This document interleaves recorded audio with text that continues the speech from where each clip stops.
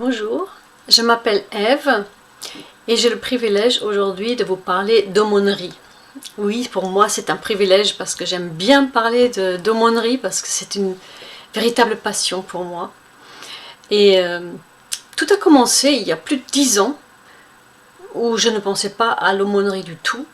Simplement, Pierre, quelqu'un qui était membre de notre église, mais en même temps aumônier de prison, nous a demandé à nous, la chorale de l'église, si on ne voulait pas intervenir à la prison pour Noël.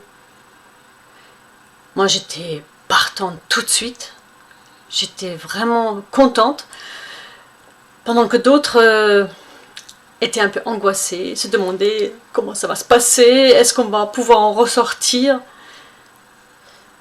Et le jour même, une fois rentré dans la prison, c'est-à-dire dans notre prison, dès qu'on arrive, on arrive dans la cour. Et arrivé dans la cour, je sais pas, je me sentais dans mon élément, mais vraiment dans mon élément. Et j'étais tellement bien que j'avais du mal à repartir après notre prestation, après avoir discuté avec pas mal de détenus.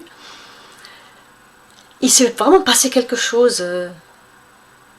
Et surtout, j'avais envie de revenir. J'avais vraiment envie d'y revenir. Et en fait, pendant plusieurs années, on intervenait dans cette prison en moyenne 2 fois dans l'année, une fois pour Pâques, une fois pour Noël. Et il y a des liens qui se sont tissés un petit peu entre certains détenus et moi.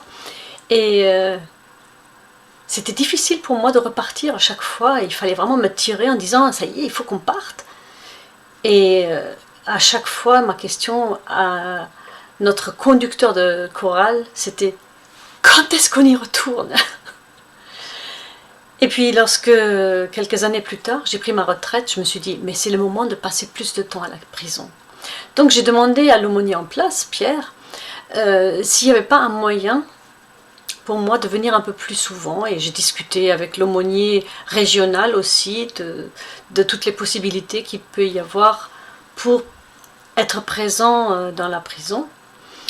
Et en définitive, on a choisi de demander une autorisation pour que je puisse accompagner Pierre une fois par mois pour voir ce que je voudrais faire. Et au bout de quelques mois, je me suis dit, mais c'est clair, j'ai envie d'être aumônier à la prison. J'ai donc fait une demande, mais ça ne se fait pas comme ça. Il faut déjà que l'aumônier régional accepte, que l'aumônier national accepte aussi, que l'église me soutienne, et que finalement je fasse aussi une formation, c'est-à-dire qu'à 60 ans passés, j'ai mis les pieds pour la première fois dans une université pour passer un diplôme. Mais tout ça, ça s'est très bien passé parce que j'étais super motivée, j'ai eu mon diplôme, j'ai eu mon agrément pour pouvoir être aumônier à la grande prison de Caen. Et franchement, c'est quelque chose de tellement motivant parce qu'on a des contacts avec des gens qui sont tellement contents d'avoir déjà quelqu'un qui vient de l'extérieur, qui les accepte en tant que personne, sans les juger. On est là pour leur apporter un soutien moral et spirituel. On peut parfois simplement discuter de n'importe quoi, mais simplement ils peuvent parler, ils peuvent être eux-mêmes, sachant que nous, on les accepte tels qu'ils sont. On rencontre bien sûr beaucoup de personnes qui ont eu une enfance malheureuse, qui n'ont pas eu leurs parents, qui ont été abandonnés, qui ont été dans des foyers. C'est parfois difficile, mais je dois dire que jusque maintenant, et ça fait 3 ans et demi que je suis aumônier, je n'ai pas eu de grandes révélations avec des prises de conscience énormes ou des choses comme ça. En fait, quand ils sont dans cette prison-là, ils ont déjà passé le plus gros qui se passe en général en maison d'arrêt en attendant leur jugement. Mais ce que je trouve extraordinaire, c'est que quand nous, les chrétiens, on nous dit d'être un bon exemple, de témoigner de notre foi, d'apporter l'amour de Dieu aux autres, de vraiment vivre notre foi, de parler de notre foi, d'être des témoins, d'être des porteurs de lumière, des porteurs d'espoir. C'est pas toujours facile tous les jours. Mais à la prison, on est là pour ça. Et ça, c'est vraiment extraordinaire. Non seulement je peux le faire, mais en définitive, c'est ce qu'on attend de moi.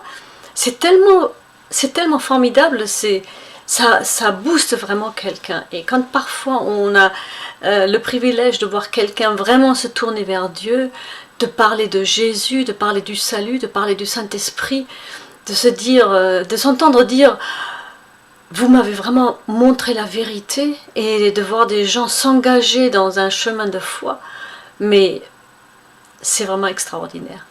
Donc, moi, aller à la prison, c'est vraiment un privilège, c'est vraiment quelque chose de formidable. Et quand je ne peux pas y aller pour une raison ou une autre, comme pendant le premier confinement où je ne pouvais que écrire, mais je me sentais frustrée, presque punie. Mais heureusement, il restait encore les lettres quand même. Et à chaque fois que je vais à la prison, je suis heureuse de pouvoir y aller. Je remercie le Seigneur de me confier cette mission extraordinaire que je ne peux faire que parce que lui est en moi et me donne tout ce qu'il me faut. Et quand je repars, en général, je suis boostée, reboostée, plus que quand je suis arrivée. Pour moi, c'est vraiment extraordinaire. Et j'espère pouvoir continuer jusqu'au bout, c'est-à-dire jusqu'à 75 ans, parce qu'après, on n'a plus le droit. Mais si jamais vous avez envie d'en savoir plus, c'est avec grand plaisir que je vous répondrai. Vous n'avez qu'à écrire sur la chaîne et votre demande me sera retransmise. Bonne journée et que Dieu vous bénisse.